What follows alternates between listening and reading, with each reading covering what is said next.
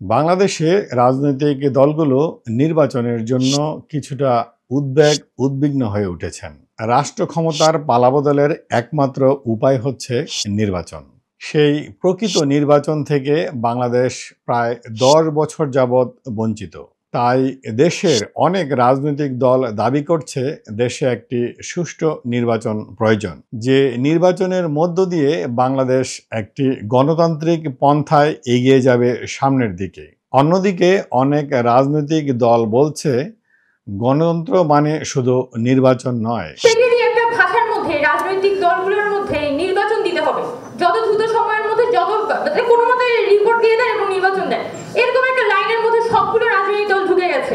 গণতন্ত্র মানে দেশের মানুষের গণতান্ত্রিক অধিকার ফিরিয়ে দেওয়া, গণতান্ত্রিক অধিকার সুরক্ষা করা। তাই তারা দাবি করছে নির্বাচনই গণতন্ত্রের পথে হাঁটার একমাত্র উপায় নয়। বিগত ১৫ বছর সহ গত ৫৩ বছরে রাজনৈতিক দলগুলো নির্বাচন করে জনগণের আকাঙ্ক্ষা এবং জনগণের যে রাজনৈতিক অধিকার অথবা জনগণের যে মৌলিক চাহিদা তা পূরণ করতে পারেনি, সেটি খুবই স্পষ্ট।